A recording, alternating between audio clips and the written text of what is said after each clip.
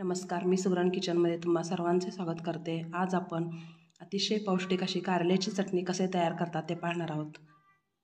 कारल्यामध्ये अनेक औषधी गुणधर्म आहेत। रक्तातील साखरेचे प्रमाण नियंत्रित राहते, त्वचा रोग होत नाहीत, वेट लॉससाठी उपयुक्त आहे, असे अनेक औषधी गुणधर्म आहेत। त्यामुळे आपण कारल्याचे सेवन केले पाहिजेत। कारल्यामध्ये आपण कारल्याचे वेगवेगळे पद्धतीने भाज्या करतो, सुकी भाजी, पातळ भाजी, असे वेगवेगळे भाज्या करतो। तर आज आपण कारल्याची अतिशय पौष्टिक अशी कारल्याची चटणी कसे तयार करतात ते पाहणार आहोत। ची चटणी करण्यासाठी मी 2 कारले घेतलेले आहेत।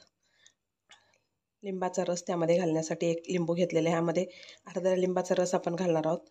थोडेसे पंढरपुरी डाळ किंवा फुटाणे, तीळ, पाववाटी तीळ घेतलेला आहे, 2 चमचे मिरची पावडर, पाववाटी शेंगदाणे, थोडीशी कढीपत्त्याची पानं, लसणाच्या पाकळ्या। आता हे कारले एकदम बारीक चिरून घेते, गोलाकार बारीक असे चकत्या करून घेते। त्यातील बिया मी काढून घेते। बिया ठेवले तरी चालतात, पण मी बिया काढून घेणार आहे। कारल्याचे बारीक चकत्या करून घेतलेल्या आहेत। मी याच्यातील बिया काढून घेतलेल्या आहेत। तुम्हाला जर बिया ठेवायच्या असतील तर ठेवू शकता। आता ह्याला मीठ आणि हळद लावून घेते। आपण मीठ टाकलेलं आहे कारल्यामध्ये। आता पाव चमचा हळद घालते। आता हे दोन्ही मिक्स करून घेऊया आणि हे 1 अर्धा तास झाकून ठेवूया। तोपर्यंत आपण बाकीचे सर्व साहित्य चांगले भाजून घेऊयात। कारल्याची चटणी करण्यासाठी आपण तीळ, फुटाण्याची डाळ, शेंगदाणे, कढीपत्ता, लसूण सर्व भाजून घेण्यासाठी कढई गरम करायला ठेवलेलं आहे। त्यामध्ये तेल घालते।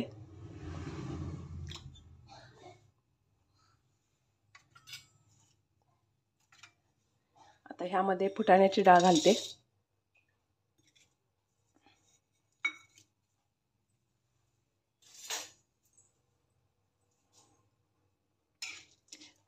फुटाण्याची डाळ तेलामध्ये चांगले परतून घ्यायचं।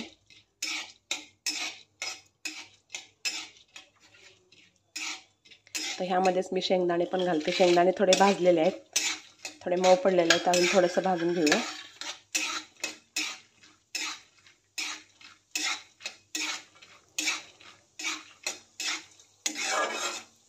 त्यानंतर कढीपत्त्याची पानं घालते, लसणाच्या पाकळ्या, शेवटी आपण तीळ घालणार आहोत।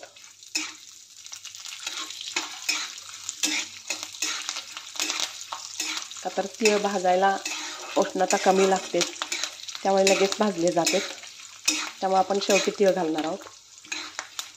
आता पाववाटी तीळ घालते। शेंगदाणे आणि फुटाण्याची डाळ, कढीपत्त्याची पानं सर्व भाजून झालेले आहेत। आता ह्यामध्ये मी पाववाटी तीळ घेतलेला आहे ते घालते। 1-2 मिनटं भाजून घेते हे। त्यानंतर गॅस बंद करून घेऊया। हे सर्व साहित्य काढून घेते।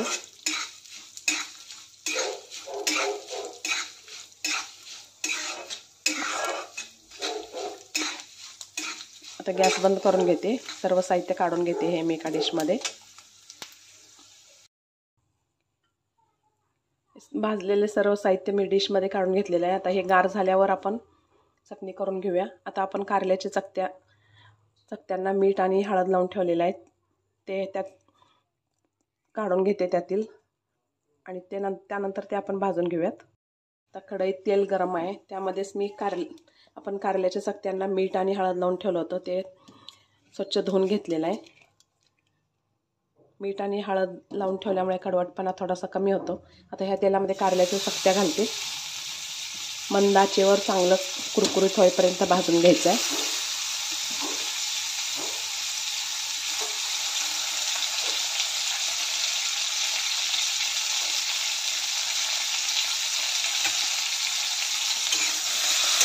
आता हे कारले चांगले परतून घ्यायचे।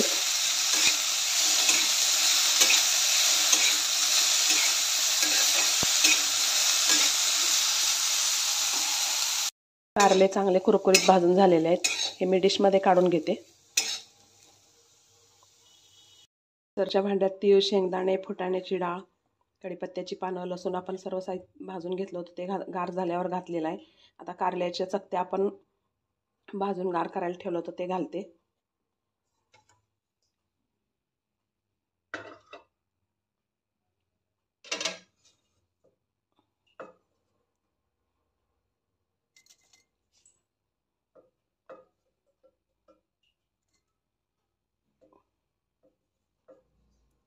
कारल्याच्या चकत्या घातलेल्या आहे मिक्सरच्या भांड्यात.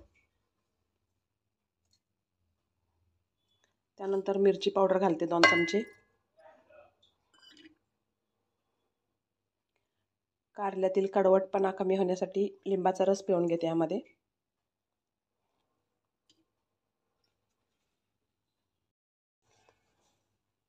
मीठ घालते चवीपुरतं.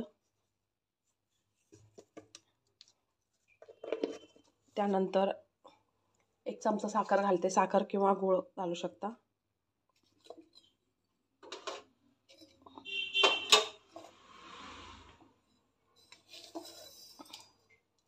एक चमचा साखर घातलेला आहे. आता हे सर्व मिक्सरमधून बारीक करून घेते. चटणी तयार झालेली आहे, ते मी एका बाउलमध्ये काढून घेते. कारल्याची चटणी तयार झालेली आहे, ते मी एका बाउलमध्ये काढून घेतलेलं आहे. मस्त अशी कारल्याची चटणी तयार झालेली आहे. ही चटणी फ्रीजमध्ये 2-3 महिने टिकते. मस्त अशी अतिशय पौष्टिक अशी ही चटणी तयार झालेली आहे. असेच नवनवीन आणि छान छान हेल्दी रेसिपी पाहण्यासाठी मी सुगरण किचनला लाईक, शेअर आणि सबस्क्राईब करते.